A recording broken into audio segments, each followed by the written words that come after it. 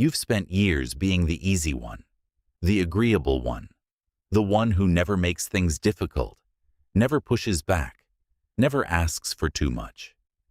You told yourself it was kindness, maturity. But here's what nobody tells you. Every time you swallowed what you wanted to say, every time you gave more than you wanted to give, every time you apologized just to keep the peace, you weren't being kind. You were slowly teaching people exactly how little they had to give you. And that's good news, because the moment you understand that your niceness wasn't protecting relationships, it was quietly destroying your position in them, you stop. Not because you become cold, but because you finally understand that real respect was never built on accommodation. It was built on the moments you refused to accommodate. The man who is always nice is always manageable, always predictable, always the safest option in the room, which means he's also always the least interesting, the least respected, and the first one people stop considering when they think about who they can't afford to lose. Here are 5 brutal truths about the hidden cost of being too nice. Truth 1. People stop taking your opinions seriously. You're in a group. Someone floats an idea you think is wrong, but instead of saying so, you nod along. Add a small compliment to soften any edge. Make sure nobody feels challenged. You've done this so consistently that somewhere along the way, people stopped asking what you actually think, because they already know you'll agree. You trained them to see your opinion as a formality, not information, just social lubrication from the guy who never pushes back. This is why you get left out of real conversations. Not because you're not smart, because nobody believes you'll say anything that costs you something to say. Here's the reframe. The man whose agreement means nothing is the man who never disagreed. Every time you hold a real position under pressure, your voice gets heavier. People don't respect the man who agrees with everything. They remember the man who once looked them in the eye and said, calmly, without apology, "I think you're wrong."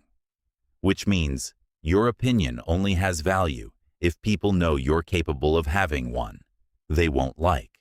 Truth 2. Your generosity becomes an expectation. You covered the bill first, offered the favor without being asked, showed up early, stayed late, gave more than the situation required, and it felt good, until the day you couldn't do it, and someone was actually annoyed. Your generosity stopped being a gift the moment it became a pattern. Now it's a minimum, and anything below that minimum gets treated like a withdrawal, not a baseline. This is why doing the most never gets you the most respect. It gets you a standard you're now trapped inside of. Here's the reframe. The man who gives selectively, who makes his generosity feel like an event rather than a policy, creates something the constant giver never can. Gratitude. Because gratitude only exists where there was uncertainty about whether the gift was coming at all, which means pulling back isn't cruelty. It's the only way to make people feel what your presence was actually worth. Truth 3. You become the person they vent to, not the person they respect. People tell you everything, their problems, their drama, their frustrations with other people, and you listen every time, fully, without redirecting, without challenging, without ever making them feel like the conversation has a cost. You've become a safe space, which sounds like a compliment, until you realize it means you're the person they process with, not the person they aspire toward, not the person they worry about impressing. This is why the nicest person in the group is rarely the most respected. People don't look up to the man who absorbs everything. They look up to the man who makes them think twice before they speak. Here's the reframe. The unshakable man isn't a wall to vent against. He's a standard to rise toward. He listens when it matters, He redirects when it doesn't. And people walk away from conversations with him feeling challenged, not just heard. Which means being less available as a sounding board is the first step toward becoming someone people actually look up to. Truth 4. You apologize for things that created no harm. Someone seems slightly off. You don't know why. But within minutes, you're already running through what you might have done wrong. You apologize, just in case. Vague, preemptive, covering your bases before they even raised an issue. You handed them a grievance they didn't have. And now they're wondering what you did that you felt you needed to apologize for. This is the hidden tax of being too nice. You spend emotional currency on debts that didn't exist until you invented them. Here's the reframe. The man who apologizes only when he's actually wrong makes his apologies mean something. And the man whose apologies mean something is the man people know they can trust, because everything he says carries weight, including the moments he says nothing at all. Which means saving your apologies for when they're real is one of the most powerful things you can do in any relationship. Truth 5. People feel entitled to your time without earning it. You're always available, always willing to rearrange, always making space. For the friend who only calls when they need something, for the colleague who takes more than they give, for the person who never once asked if you were okay. You gave access freely, so access became free. And what's free is never protected, never prioritized, never truly valued.